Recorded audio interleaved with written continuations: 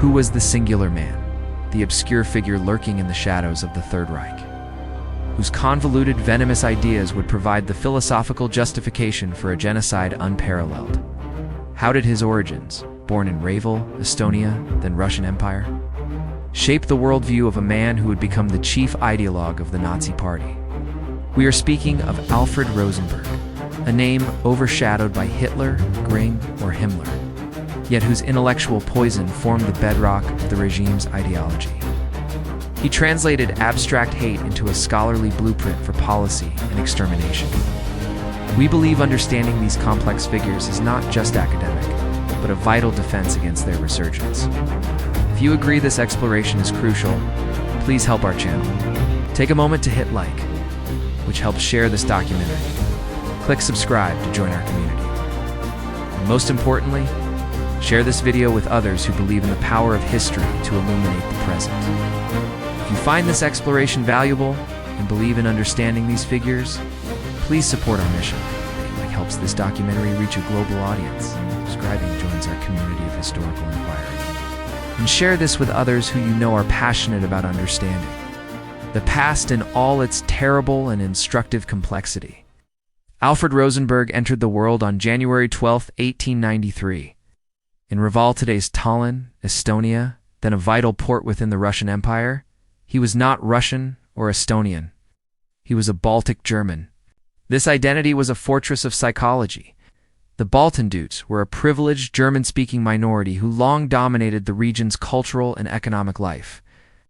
They were a colonial aristocracy, existing as an insulated class, looking down upon native Estonians and Latvians, while holding a wary distance from the Russian administration. This sense of superior German culture, yet adrift in a sea of inferior peoples, would deeply inform his later racial theories. For his higher education, Rosenberg pursued fields that seemed disconnected from his future path. He enrolled at the Riga Polytechnic Institute, a prestigious German-language institution, to study architecture. He later continued these studies, shifting towards engineering, at the Moscow Higher Technical School. This move placed him in the heart of the Russian Empire, just as its foundations were about to be pulverized. He was a direct, terrified witness to the chaotic, violent upheavals of 1917, seeing the apocalyptic collapse of the Tsarist order and the brutal triumph of the Bolshevik Revolution. The pandemonium, the expropriation of property, the street-level violence, and the Red Terror did not merely frighten Rosenberg. It radicalized him, forging a pathological hatred for Bolshevism. In his mind, this was not simply a Russian phenomenon. Deeply influenced by the anti-Semitic propaganda of the White Russian movement, particularly the fraudulent protocols of the Elders of Zion, he began to view Bolshevism as a fundamentally Jewish plot to destroy civilized society. This fusion of anti-communism and anti-Semitism became the cornerstone of his ideology. Utterly repulsed, he fled the collapsing empire in 1918, making his way to his spiritual homeland, a defeated, chaotic Germany. But where does a displaced, radicalized ideologue go upon arriving in a defeated, chaotic post-war Germany? For Rosenberg, the answer was inevitable: Munich. This was the seething cauldron of post-war right-wing extremism, a refuge for disgruntled veterans, and a hothouse for the stab-in-the-back myth. And what was the secret, shadowy occult society that served as the spiritual cradle for the Nazi Party? This organization blended aristocratic pretension with crackpot racial theories and mystical beliefs about a lost Aryan homeland, the perfect environment for Rosenberg. Upon his arrival in Munich in 1919, Rosenberg, penniless and unknown, quickly gravitated towards the city's Völkisch-Folkisch nationalist circles. He found his home in the Thule Society. Outwardly, the Thule Society, named after Ultimo Thule, a mythical birthplace of the Aryan race, presented itself as a literary study group. In reality, it was a conspiratorial, deeply aristocratic, profoundly occultist, and fanatically anti-Semitic organization. Its members were obsessed with racial purity and a global Jewish conspiracy. Within this toxic milieu of mystics, aristocrats, and radical nationalists, Rosenberg made the most significant connection of his early career. He met Dietrich Eckart. Eckart was a volatile and charismatic poet, journalist, and heavy alcoholic who was a central a rabble-rousing figure in Munich's far-right scene. Eckhart was older, better connected, and served as a powerful early mentor to an even more obscure figure he had taken under his wing, an Austrian corporal named Adolf Hitler. Eckhart was the bridge, introducing the corporal to Munich's elite, and he would soon do the same for Rosenberg. The Thule Society was far more than a fringe debating club. It was an incubator for political terror and the direct organizational predecessor to the Nazi Party. Its members were implicated in political assassinations. More importantly, the Thule Society provided the critical ideological fertilizer. Financial backing, an early organizational framework for a tiny political faction known as the German Workers' Party, or DAP. It was this small party, steeped in the Thule Society's racial hatred, that Adolf Hitler would join, transform, and rename the National Socialist German Workers' Party NSDAP. The stage was thus set for one of history's most toxic and destructive partnerships. A meeting of two failed artists who would collaborate on a canvas of global destruction. How exactly did this failed architect from Estonia, a man filled with convoluted academic theories, meet the failed artist from Austria, a man consumed by raw, guttural hatred and an undeniable charisma? Their convergence in the chaotic, resentful atmosphere of post-World War I Munich would create a chemical reaction. Alfred Rosenberg officially met Adolf Hitler in 1919. Almost certainly through their mutual mentor Dietrich Eckart, perhaps in one of Munich's smoke-filled halls, recognizing the DAP as the ideal political vehicle for his extremist ideas. Rosenberg formally joined the party, receiving one of the earliest membership numbers. He was never a charismatic speaker like Hitler, nor a brawling thug like the early SA members. But he was something else. Something Hitler lacked and craved. He was an intellectual, projecting the image of one with his university degree and professorial demeanor. Hitler himself, a poorly educated autodidact who gleaned his ideas from crude pamphlets, was deeply impressed by Rosenberg's academic-sounding, pseudo-intellectual demeanor. Here was a man who held a university degree and who could articulate the same fanatical anti-Semitism that burned within Hitler, but with a vast, convoluted veneer of historical, philosophical, and scientific justification. Rosenberg took Hitler's street-level hatred and provided it with a complex, scholarly, ideological framework, giving it the legitimacy it craved. Recognizing his unique value as a propagandist and thinker for a movement dominated by street fighters, Hitler made a crucial appointment. After the party acquired a struggling Munich weekly, the Völkischer Beobachter, the People's Observer, and refloated it with party funds, Hitler installed Rosenberg as its chief editor in 1923. This was a masterstroke. It transformed Rosenberg from a minor intellectual into one of the most powerful voices in the movement, giving him a massive platform to mainline his venom to the growing Nazi following. But Rosenberg's ambition was greater than a daily newspaper. He sought to write the era-defining text, the new Bible for the National Socialist movement, the book that would intellectually define the new age. He saw himself as the philosopher to Hitler's Caesar. Yet, what if this supposed core text of Nazism, this grand philosophical statement, was in reality a turgid, incoherent, and unreadable tome, a book so convoluted that even Adolf Hitler himself privately dismissed it as stuff nobody can understand? Published in 1930, Der Mythos, Day 20. Jahrhunderts, the myth of the 20th century, was intended to be Rosenberg's magnum opus, the philosophical successor to Mein Kampf. Despite its almost impenetrable density, chaotic structure, and profound lack of logic, the book was a massive commercial success, riding the wave of the Nazi Party's meteoric rise to power. It sold hundreds of thousands of copies, becoming a fixture in German libraries, less a book to be read, and more a holy object, a 700-page symbol of party loyalty. At its core, the book was a sprawling, pseudo-scientific, and mystical mess. A repository for every crackpot theory Rosenberg had absorbed. It promoted his central thesis, the existence of a superior Aryan, or Nordic master race, which he claimed originated in a lost northern continent, Thule. This race, he argued, possessed a unique race-soul race-and-seal, responsible for all great art, science and culture and human history, from the ancient Greeks to the Renaissance. It was a paranoid fantasy of conspiracies, occultism, and anti-Semitic tropes. The book was also violently anti-Christian, a fact that made many in the party, including Hitler who needed the church's support, deeply uncomfortable. Rosenberg attacked traditional Christianity as a Jewish corruption. A negative religion of weakness imposed upon the vigorous Nordic peoples by the Jew Paul of Tarsus. In its place, he argued for a positive Christianity, which was, in effect, a neo-pagan worship of the Aryan race itself. But his most venomous attacks were reserved for the Jews, whom he depicted not as an inferior race, but as an anti-race Gegenrace, demonic force in an eternal conflict with the creative Aryan race. This brings us to the most chilling question. How did one man's bizarre, esoteric, and often mocked writings transform from abstract theory into the intellectual justification for the systematic, industrialized murder of millions? How does a bad, unreadable book become a blueprint for a gas chamber? To understand this, one must grasp that Rosenberg's anti-Semitism was not just one part of his ideology. It was the absolute, gravitational core of his entire worldview. It was the lens through which he interpreted everything. For him, all of human history, from the fall of Rome to the Bolshevik Revolution, from capitalism to modern art, was not a story of nations or economics.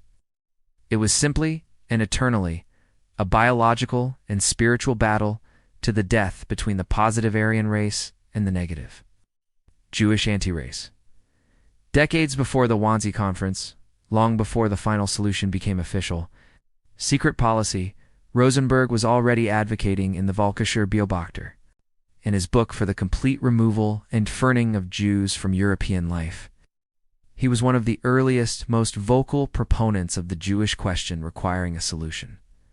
While he sometimes framed this as mass deportation, like to Madagascar, the genocidal logic was embedded. He argued the Jewish anti-race was a biological infection, a plague, and the only cure is radical excision. His ideas, therefore, provided the essential pseudo-intellectual foundation for the horrific, step-by-step progression of Nazi policy. His racial theory and paranoid warnings of racial defilement Resenschand gave philosophical justification to the 1935 Nuremberg laws, which criminalized relationships between Germans and Jews. His portrayal of Jews as a foreign parasitic body legitimized their segregation, expropriation, and eventual deportation. And his apocalyptic vision of an eternal conflict provided the ultimate ideological sanction for the gas chambers. If the anti-race would not be removed, it must be destroyed. This raises a fascinating aspect of Nazi ideology, one Rosenberg championed more than any other leader. Why did this movement, which spoke of traditional values, also express such profound hostility towards Germany's own traditional religion, Christianity? The answer lies in the radical, neo-pagan wing of the party, of which Rosenberg was the chief proponent. Alongside his racial and religious theories, Rosenberg was one of the earliest promoters of Lebensraum, or living space. This was not just a foreign policy goal. It was a biological imperative. He argued that the Nordic master race was biologically destined to rule, but was choked for space. This, he claimed, gave Germany the inherent right and duty to conquer the vast, fertile territories of the East, especially Russia and Ukraine. These Slavic lands, populated by what he considered subhumans untermenschen, were to be cleared and ruthlessly colonized. But his ideology didn't stop at land. It sought to conquer the soul. He passionately rejected traditional Christianity, dismissing the Old Testament as Jewish propaganda and the New Testament as a distortion. He viewed the Apostle Paul as a rabbi who had injected Jewish weakness and universalism into the faith, corrupting the original heroic message of Jesus. He even argued, in a bizarre twist, that Jesus himself was not Jewish, but rather an Aryan warrior whose true anti-Jewish message had been suppressed. He thus agitated for a positive Christianity.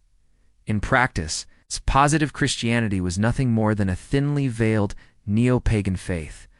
It was a hollowed-out religion designed to gut Christianity of its core tenets of mercy, forgiveness, and the universal brotherhood of man concepts.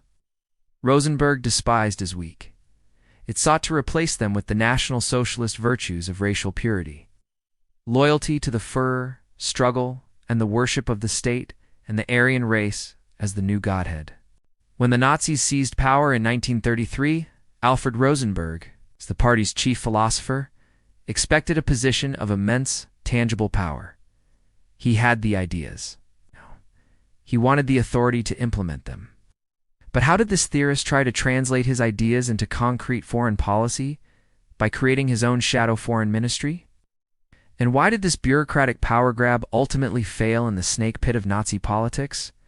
In 1933, as a reward for his loyalty, Hitler appointed Rosenberg as the head of the NSDAP Office of Foreign Affairs, the Außenpolitisches Amt or APA. In theory, this was a powerful post. The APA was intended to be the party's parallel foreign policy body designed to bypass the cautious, old-guard professionals of the official German foreign ministry and conduct a new, radical, ideologically driven national socialist foreign policy based on Rosenberg's Nordic and anti-Bolshevik principles. In reality, the APA was a bureaucratic backwater and a spectacular failure. It possessed very little actual power, as Rosenberg was no match for his political rivals. Hitler, a master of internal division, preferred to keep multiple competing agencies. The APA found itself in constant, losing conflict with the traditional foreign ministry. First under Konstantin von Neurath, and later under the equally ambitious Joachim von Ribbentrop. Rosenberg was simply outmaneuvered. Frustrated and sidelined from real diplomacy, the APA devolved into little more than Rosenberg's personal, overstaffed think tank.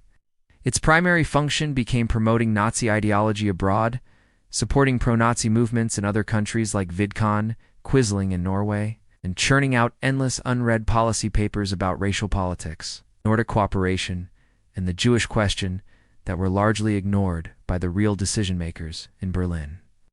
It was a paper ministry. But if Rosenberg failed as a diplomat, he would find a new, more sinister calling with the outbreak of war in 1939. His theories of racial and cultural warfare would now be put into practice. How did the Nazi regime, under his direct guidance, orchestrate the largest and most systematic campaign of art theft in human history? This was not random looting. It was a curated philosophical war on culture. Rosenberg's single most infamous and destructive operation during the war was the Einsatzstab Reichsleiter Rosenberg, or ERR.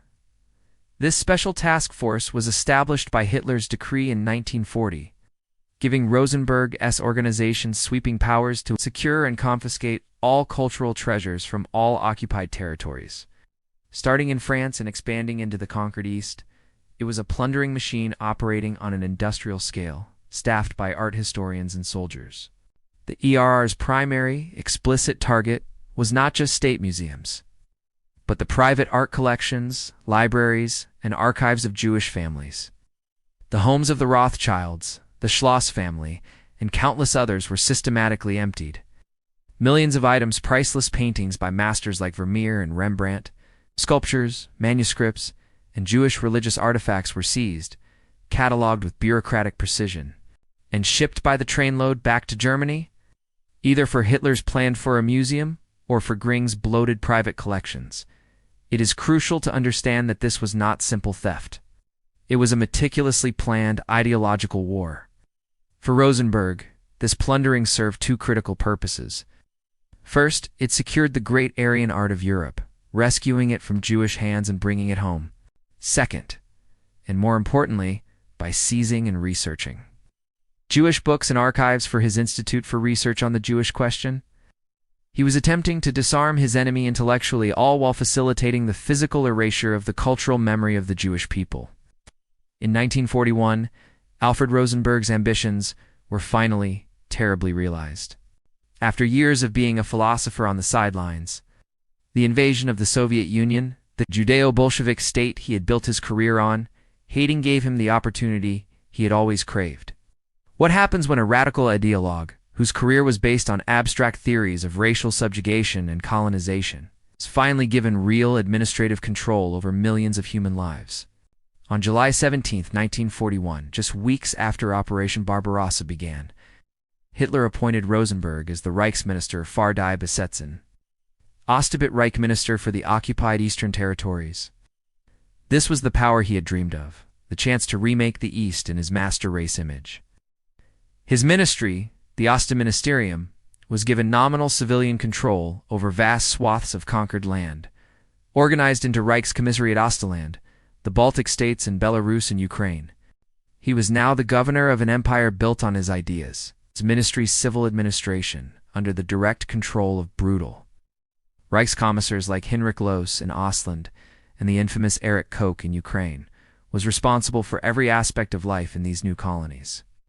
They were tasked with imposing German law, managing the stolen resources, and, most importantly, pacifying and controlling the tens of millions of people who lived there. Rosenberg's own directives had long defined as untermenschen subhumans, yet in the cannibalistic chaos of the Nazi state, Rosenberg's power was never absolute. His ministry was in a constant, bitter jurisdictional war for control of the East's spoils. He fought with the Wehrmacht over security, with Fritz Sauckel over the impressment of slave labor, and with Hermann Göring's four-year plan, which was interested only in stripping the East of all resources. Most significantly, he fought a constant losing battle with Heinrich Himmler's SS, which held executive power over all security matters, a euphemism for the Holocaust. This bureaucratic infighting, however, provides no alibi. It is an indictment. It is precisely here, in the occupied East, where his Ostministerium was supposed to be in charge, that Rosenberg's words became bullets, starvation orders, and ghetto walls. How exactly did his civilian administration directly enable, facilitate, and participate in the Holocaust? Even as it competed with the SS, the answer is chillingly direct and bureaucratic. While the SS Einsatzgruppe and mobile killing squads handled the immediate mass shootings in the first wave of the invasion, it was Rosenberg's civilian administration that was responsible for the next systematic phase of the genocide. His officials issued the decrees that forced the surviving Jewish populations into overcrowded, sealed ghettos in cities like Riga, Kovna, Vilna, and Minsk. His ministry managed these ghettos, controlling the starvation-level food rations. Rosenberg's ministry was not a passive bystander, it was a willing and active partner. His civilian administrators on the ground provided essential civilian cover, local intelligence, and logistical support for these murder squads. His officials helped identify and register Jewish populations, requisitioned supplies for the killers, and then wrote the bland, bureaucratic reports that sanitized the mass murder as pacification actions. The Holocaust, while the most extreme, was only one part of his ministry's criminality. Rosenberg's policies were directly responsible for the deliberate, genocidal starvation of millions of Soviet prisoners of war, who were placed under his ministry's control and seen as subhuman ballast, not worthy of food. Then comes the infamous date, January 20th, 1942. A meeting is called at a quiet lakeside villa in the Berlin suburb of Wannsee. It is a polite, bureaucratic meeting to coordinate the final solution to the Jewish question. This meeting, led by SS Ober, Gruppenführer, Reinhard Heydrich, would streamline the process of mass murder. Alfred Rosenberg, the man who had written the intellectual foundation for this very moment, was not personally in attendance. But his ministry, the Ostministerium, most certainly was. Rosenberg's absence was irrelevant, testament to his diminishing personal influence, but not his ministry's central complicity. He sent two of his most senior and trusted representatives to the Wannsee Conference, Dr. Alfred Meyer, his deputy and state secretary, and Dr. Georg Lebrant, head of his ministry's political department. They were not there to observe. They were there to participate, representing the ministry that governed the territories where the Holocaust would be enacted. The presence of Meyer and Lebrant was crucial to the genocidal plan. Heydrich needed the cooperation of the civilian ministries to implement the Holocaust on an industrial scale. Rosenberg's men were there to coordinate the final solution in Ostland and Ukraine, the very territories his ministry governed, which contained the largest Jewish populations under German control. Their participation ensured the full cooperation of the civilian government in the killing process. The minutes of the Wannsee Conference, which blandly discuss evacuation to the east and special treatment and processing, 11 million Jews, represent the final, horrifying synthesis of Rosenberg's career. This meeting proves beyond any doubt that his ideological work, his books, speeches, and memoranda, was not just abstract theory. It was now fully bureaucratically integrated into the industrialized machinery of mass murder. As the Third Reich, the 1,000-year empire, built on his myth, crumbled into dust in the spring of 1945, its leaders scattered or committed suicide. Rosenberg was captured. But what of his personal thoughts, his private justifications? What secrets were hidden for decades in the voluminous personal diaries of the Nazis' chief ideologue?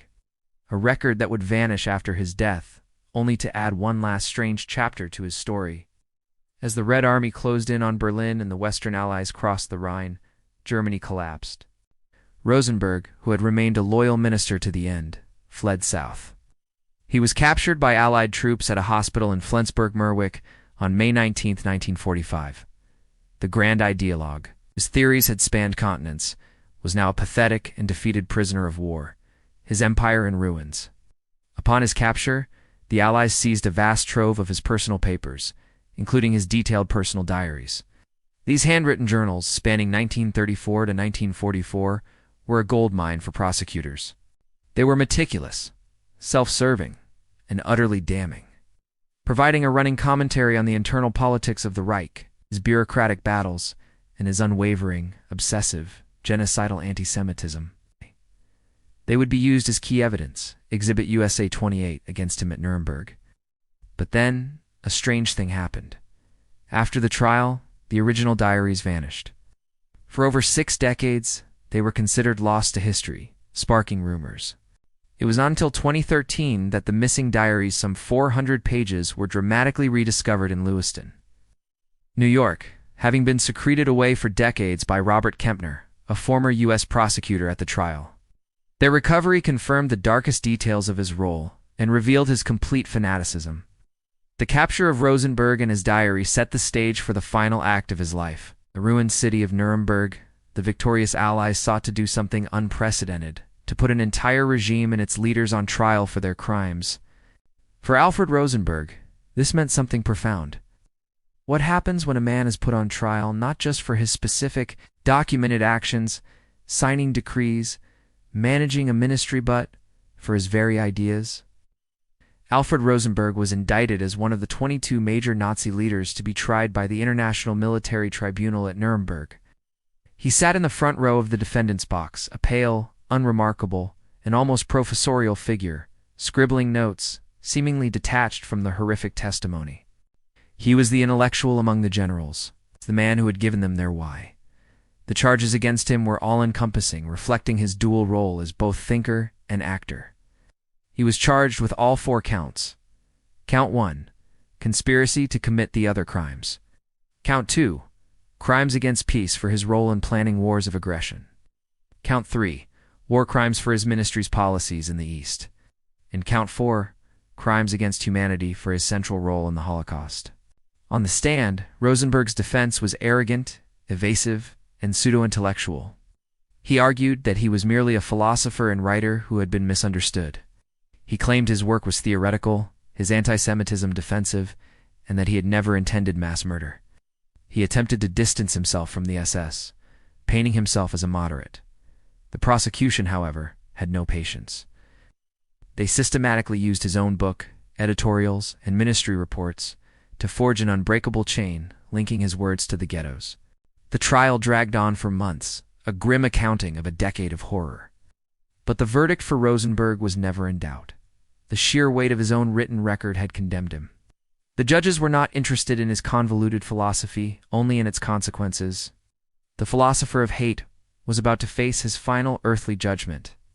On October 1, 1946, the judgments were read. The International Military Tribunal found Alfred Rosenberg guilty on all 4 counts. The judges utterly dismissed his intellectual defense, ruling that his influence in the Nazi conspiracy was persistent and significant. They convicted him for his central role in formulating the ideology, planning the wars, and implementing the policies that resulted in the Holocaust. The sentence was death by hanging. Unlike Hermann Göring, who raged, or Hans Frank, who feigned conversion, Rosenberg received the verdict with the same cold reptilian detachment he had shown throughout the trial. He showed no emotion, remaining defiant to the end. He never, not once, renounced his beliefs. His final statement was not one of remorse, but one of continued, arrogant belief in his myth. In the early morning hours of October 16, 1946, Alfred Rosenberg, along with 9 other condemned Nazi leaders, Göring, had cheated the hangman by swallowing cyanide, was led to the gallows in Nuremberg prison. He was the first to be executed after Göring's suicide. Asked for his last words, he reportedly just said no. The black trapdoor sprang, and the chief ideologue of the Third Reich was dead. His body was cremated at Dachau, and the ashes scattered. The man was gone. The regime was destroyed. The books were buried. But this raises the final haunting question. You can hang a man, burn his body, and scatter his ashes. But can you ever truly hang an idea? Especially one as persistent and seductive as hate? Today, Rosenberg's myth of the 20th century is, thankfully, largely unread. It remains what it always was, too long, incoherent, and mind-numbingly boring for even the most dedicated modern extremist. But while the book itself is dead, its core, poisonous ideas, the component parts of his ideology, unbundled from his turgid prose, have survived, mutating like a virus to adapt to new mediums. His central theories, the paranoid belief in a secretive, global elite, a stand-in for his Jewish conspiracy, controlling finance and media, is a pseudo-scientific obsession with a white or Aryan race under existential threat from immigration, the violent rejection of liberal democracy as a corrupt and weak system, the call for a strongman leader to purify the nation. These ideas are not history. They're the foundational walls for neo-Nazi, white supremacist, and far-right extremist movements across the globe today. Ultimately, the story of Alfred Rosenberg is not just a biography of a long-dead, second-rate Nazi intellectual. It is a terrifying, enduring, and urgent reminder of a timeless lesson that ideas are never just ideas. Hateful, pseudoscientific, and conspiratorial theories, when left unchallenged and allowed to fester, will not remain abstract. When given power, these ideas will always seek to manifest themselves in the real world. And their ultimate logical conclusion is atrocity.